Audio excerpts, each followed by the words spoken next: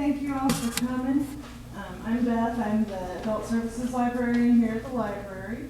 Just wanted to let you know that we have our summer reading club going on. If you haven't already signed up, go down to the information desk under the question mark and just give us your name and library card number. And every time you read a book or attend a program, you get an entry into our prize drawings. You can win a Kindle Voyage.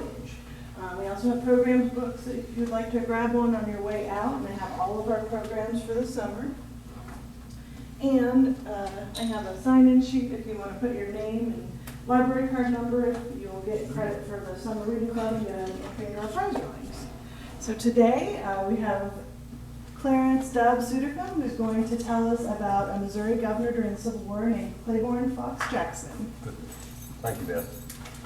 First of all, thanks to the library folks for allowing me to come and talk about some person that within the state of Missouri during, I'll say, the early portion of the Civil War has been left to history.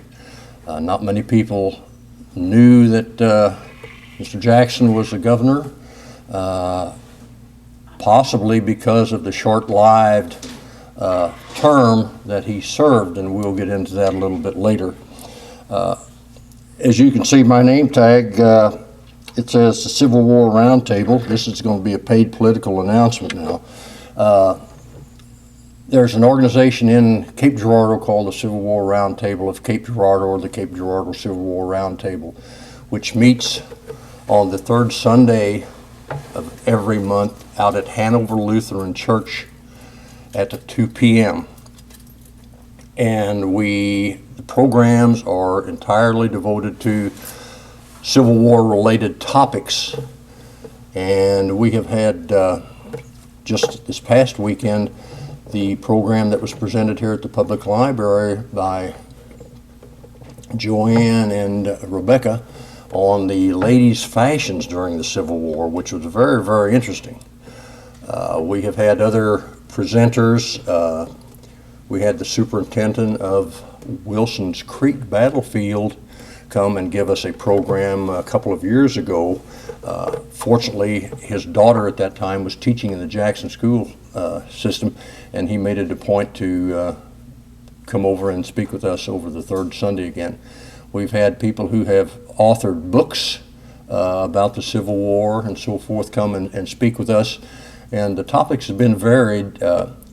For instance, if you look possibly at a photograph of a Civil War soldier who's had his picture taken by a professional photographer, I want you to look real close and check and see which side of his coat the part is buttoned over, where the buttons are, left side or right side.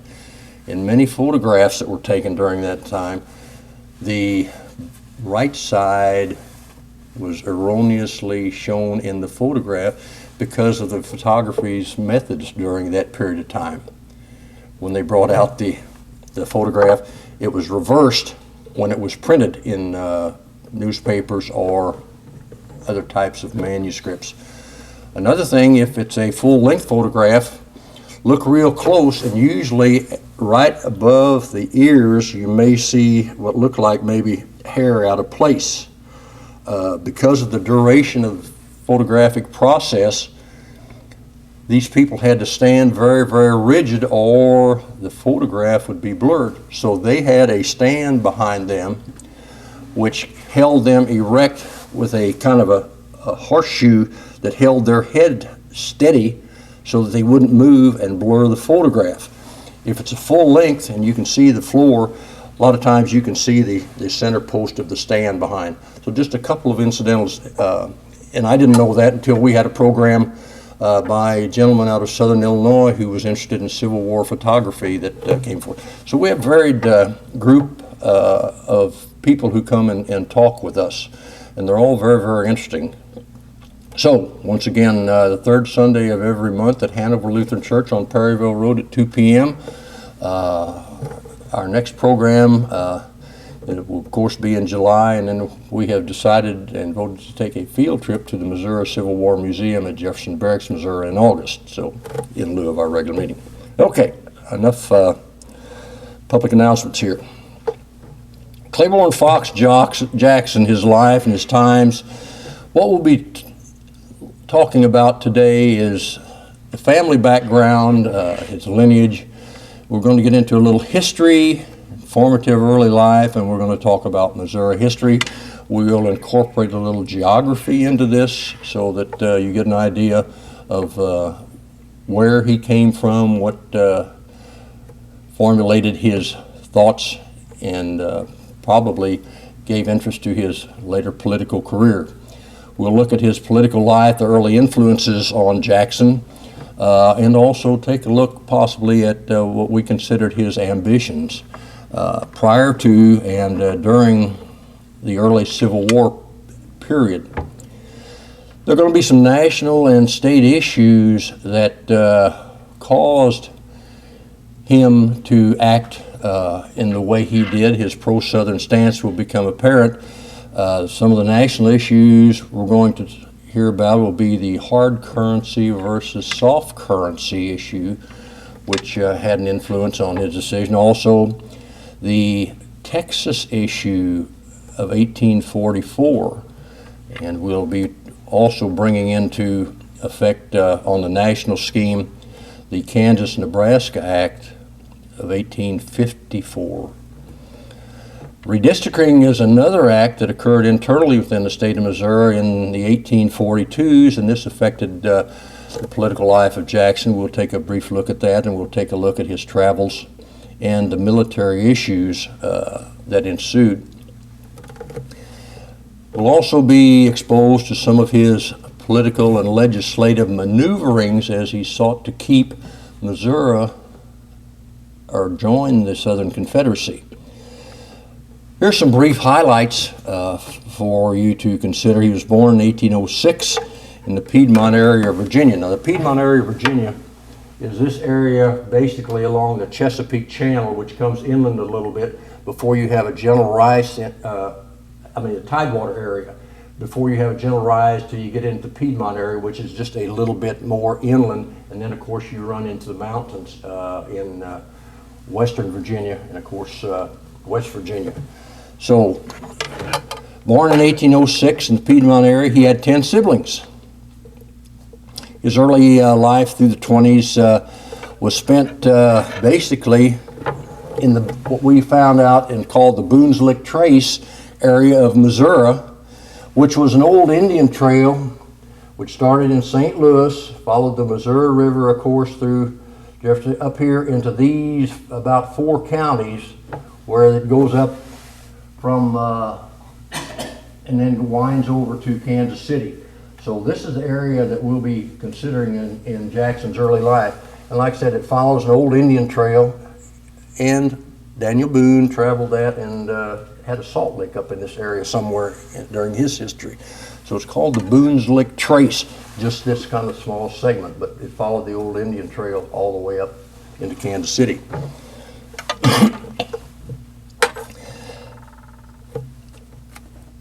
He became a Democratic Party chief.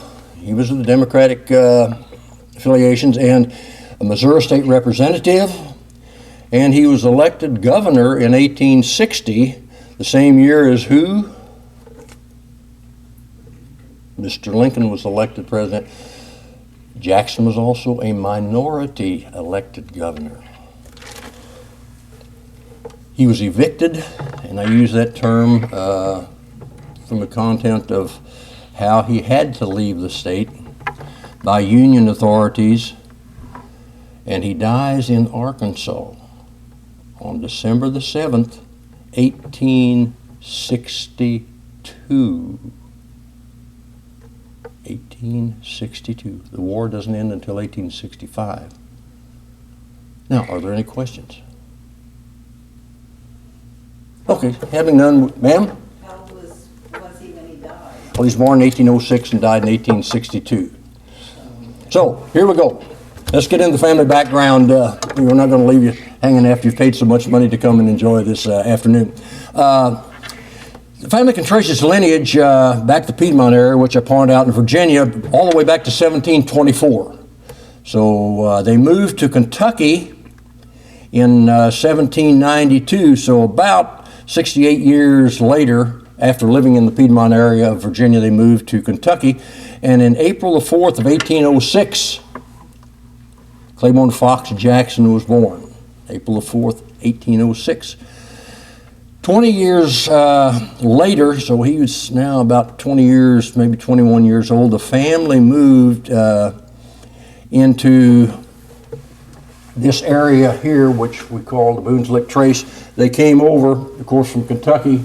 They probably came up down the Ohio, up the Mississippi, then hit the Missouri and came over into, and that's why this map is on this side of these two blue lines, which represent the Mississippi River. So now we go west of the river. That was funny, my uncle up in South Dakota, when I would go up pheasant hunting a couple of years after I got out of college, he would always say, we're going west of the river, west of the river, the Mississippi River, what he interned at that time to hunt. But anyway, so they ended up in Franklin County, right here in the town of Franklin, which was in Howard County. And at that period of time, in about 1826, 24, 25, 26, Franklin County was probably the state's fastest growing area because it was called Missouri's boomtown. In 1827, it was credited to being the third largest town in the state of Missouri behind St. Louis and a place right up the river from us, St. Genevieve. So you had St. Louis up there, you had St. Genevieve, and then you had Franklin, Missouri. There was a family there which his last name was Sappington. The gentleman was a doctor, Dr. John Sappington, and it was the most prominent family with wealth and everything in this trace area, just this little four-county trace area. And we'll see why. The very, very strong and profitable agricultural area. They raised commercially tobacco, hemp, and cotton. And all of these three crops indicate the need for what?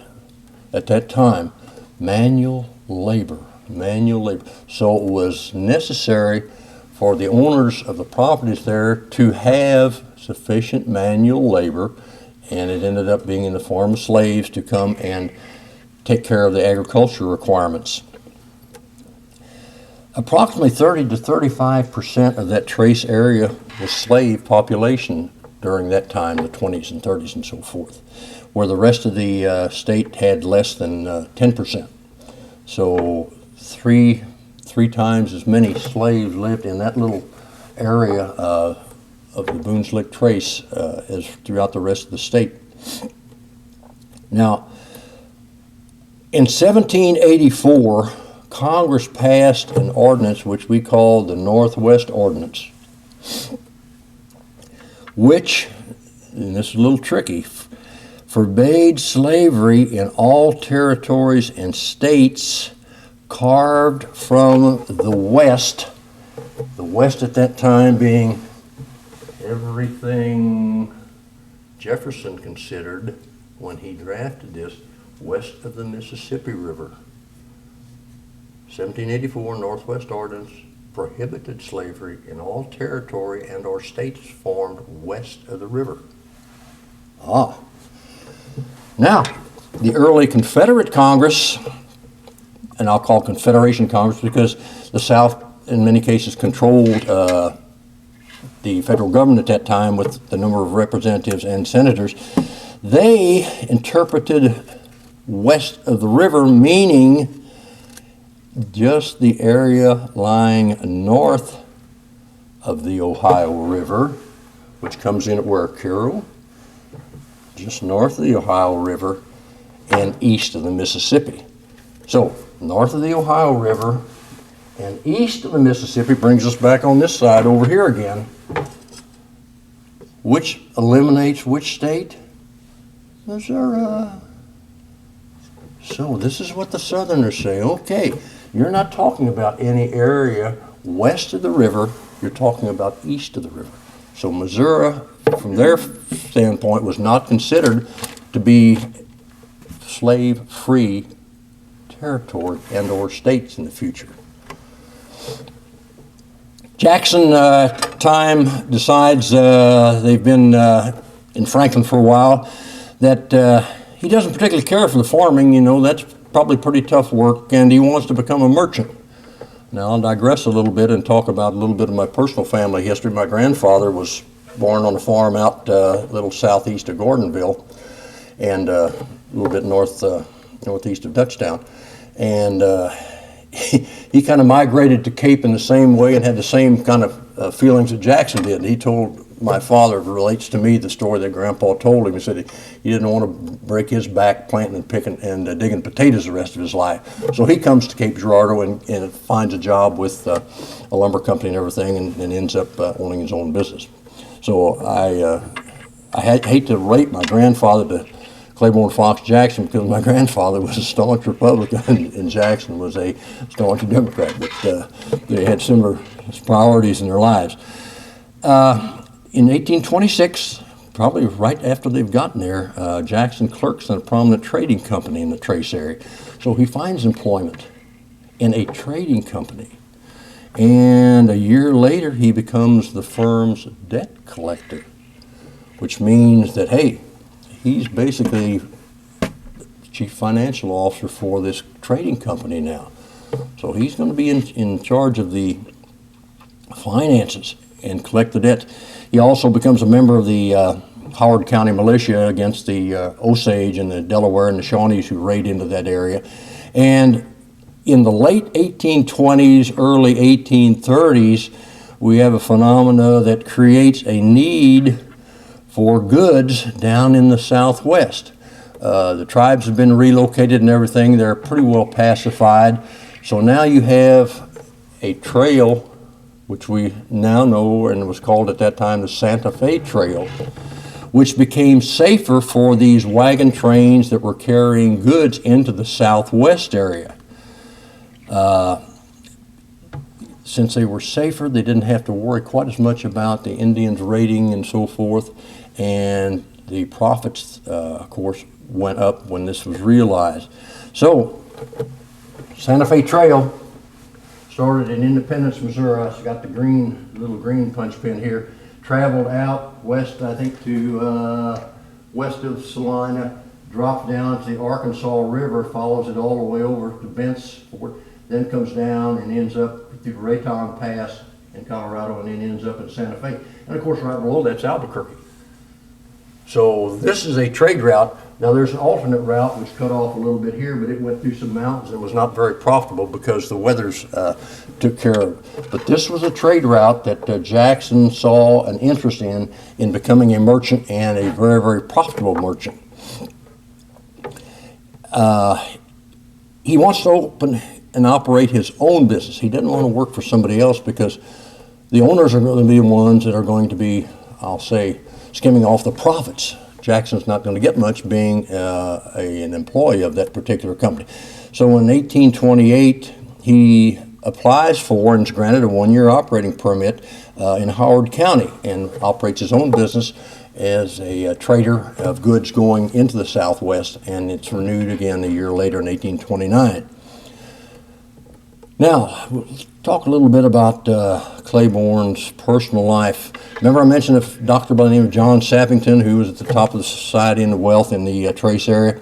He got that way because he developed a prescription pill for an ailment which we call ague back then, A-G-U-E, which was just a fever. Kind of like aspirins now, I guess you'd say. And he parlayed that into a marketing element throughout the entire Midwest and west of the Appalachian Mountains. So he became very, very wealthy by developing this cure for ague. Sappington has a large family. Claiborne Fox Jackson looks at this and he says, if I'm going to get anywhere in society in this area, I need to try to associate myself with the Sappingtons. So Consequently, he courts Jane Sappington, one of Dr. John's daughters, and they are married in February of 1831. So now he's got a connection to the most highly respected, wealthy person in the trade. Unfortunately, Jane does not live too long. She passes in the 21st of July. So about 4 months, she's gone. So here is Claiborne without his connection to the family. As I mentioned earlier, Dr. John has a large family of daughters and sons. And another daughter, Louisa Catherine, is available. So a couple years later, in September of 33, Jackson marries her. So now we're back, the connection is established again with the family. A couple years later, due to Jackson's financial management experience, Dr. John makes him a partner, seven-way partner with the sons and sons-in-laws in his business. And he is made the comptroller in Sappington's business, which puts him right probably under Dr. John, because he is now in control of the finance and oversees the financial responsibilities of Sappington's businesses. And he sold his mercantile partnerships then that he had established, remember the licensing and so forth, he sold those in 36 and 37. Now, talk about the prominent political parties at the time in the state of Missouri. Sappington supported Thomas Hart Benton, who was a very, very prominent senator within the state of Missouri, who was a proponent of the Jacksonian democratic philosophy. Andrew Jackson, Jacksonian political philosophy. Against tariffs, against protective tariffs. Jackson didn't want to protect any tariffs. He didn't like national banks. He didn't like a national system of internal improvements, bridges, roads, or anything. And most of all, he hated the Electoral College. Reason being, he was a defender of the individual person's rights. Internal tariffs protected only the business interests. Electoral College was not one person, one vote representative, and we all know that to this day. It's carried on the same way.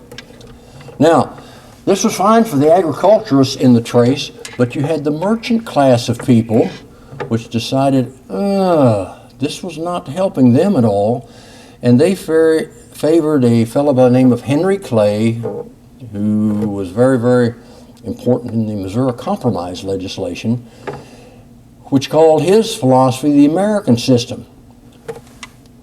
Positively for high tariffs, protect your own people, protect your merchants, a national banking system so that you could trade dollars for dollars anywhere in the United States of equal value. And he also was a proponent of national improvements and needed roads because the country was expanding westward, whether the people south of the Ohio River wanted to or not. He could see and foresee the need to build roads and eventually railroads into the West. Now it's time for Claiborne to make a decision. He's in a dilemma. Which political path does he choose to follow? What philosophy is he going to espouse? Benton's philosophy, of course, which aided the agriculturists in the state, or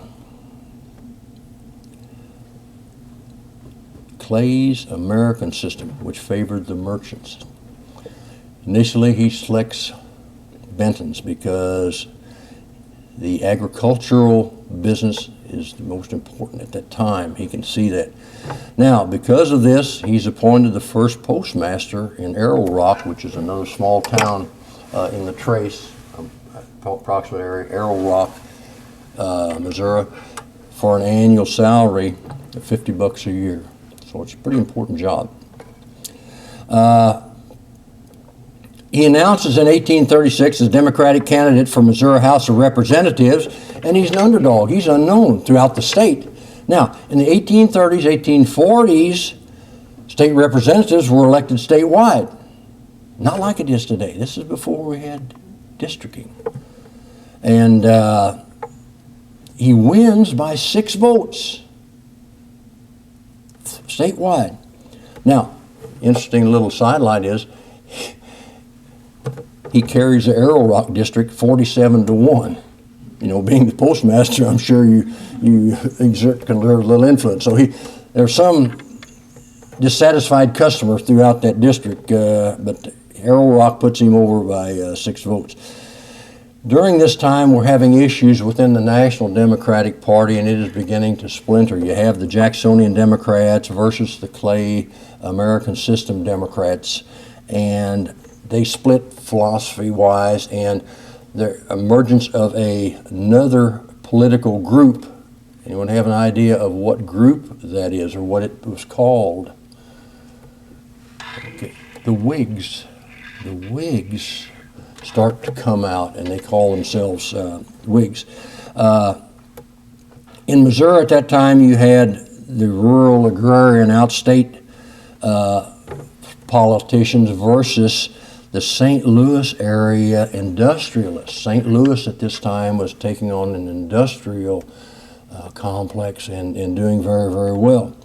Now, in this election, Jackson supported the Boonslick area conservative issues, and in 1836, President Andrew Johnson does not renew the National Banking Charter, which they had earlier. So now, you know, here we come, the Jacksonian Businesses philosophy is taking over. And you have an emergence of a lot of private banks, like we had it in Cape Girardeau in the state of Missouri, you know, a few years ago. You had 6 or 7 or 8 different little banks pop out the ground here in Cape Girardeau in the near area. So they start issuing their own currency, but they don't have the backing. It's not backed by gold or silver or anything. So devaluation occurs throughout the state. You have banks in St. Louis issuing money. You have banks in St. Genevieve issuing money and Franklin issuing money, and there's no backing. So tremendous devaluation occurs. The Bank of Missouri was one bank that was established in Fayette on one side, and because of Jackson's political prominence, he's named the first cashier or manager of that bank in Howard County. Now, he's kind of stunned a little bit, so he stays out of politics for 5 years. 5 years. He partners in a successful trading company, and that's where we're moving toward. He buys and he sells property. He gets into the real estate business. He purchases racehorses, and he buys more slaves for his property. And all of this gives an indication and perception that, hey, he is climbing the social ladder very, very quickly, and possibly is someone to be reckoned with. Louisa Catherine, his second wife, passes away in 1838. Another sad happening. Here again, Jackson realizes that he needs to stay connected with the Sappington family for his future successes. Fortunately, one of the other Sappington daughters, who has married, is widowed. And guess what happens? Claiborne decides that's his entree back into the family. So in 1838, he marries Eliza. And this is really convenient for both sides, the Sappington family, and due to Jackson's financial management within the organization, the family business, and also for Jackson because now it reestablishes this connection again. He's reelected to the House of Representatives in 42, and he's voted the majority floor leader and parliamentarian under the Speaker of the House at that time, a fellow by the name of Sterling Price, whose name is prominent in Missouri Civil War actions, and he's only 36 years of age. Now, you see festering within the politics of Missouri, I'll say, Boonslick agroeconomy and slavery versus the St. Louis industrialization. You have northeastern people people in the Northeast, way above here, talking about how slavery in slave societies, they're stagnant. They don't advance very fast. They're humanly degrading. They're reactionary, and they're inefficient, basically, as far as economics are concerned. They talk about, hey, free labor now. It's dignified. It's industrious. It's egalitarian, and it is progressive. So we have conflicting political issues in Missouri at the time, and Jackson just can't quite get away from his early times. He seeks to legitimize the culture that he was raised in, and he thought he understood. While opposing the expansion of a nation, he didn't understand. So he's very, very short-sighted. Although he wants to trade with the Southwest, he can't foresee the movement of the country westward. So he's going to try to control everything in this area here in the state of Missouri. Nothing westward, nothing Kansas, Colorado, or anything that's happening out in California. Remember I mentioned the hard versus soft currency issue, which became an issue back in the late 1830s. In 1842, he's back in the House of Representatives, and he's fighting this issue. Now, he loses his first battle against the hard currency thing, but he wins it in 1843. A year later, he brings the issue up again, and he's successful, and they pass it. So by virtue of his leadership in the House, here he's gaining more recognition and political power. Then you have the redistricting issue in Missouri. And in 1842, because of the political clout in this area right up in here, Jackson fights against redistricting, because right now, presently, that area basically controls the legislature in the House and the Senate in Missouri. But he delays it until 1844, and in 1844 they pass a redistricting issue. Redistricting issue now, it's a funny thing. As I mentioned earlier, the representatives in Missouri at that time are elected at large, okay? But how are the senators elected? The representatives elect the state senators. So if you control the House, you control the Senate. Jackson realized. So that is why that redistricting issue became very, very important in Jackson's political economy. In 1844, you had the issue of the Texas annexation from Mexico, and this really split the Democratic Party in Missouri. The Boonslick clique, and the rest of the state Democrats, of course, were really hurt by this. In April of 1844, President Tyler signed a treaty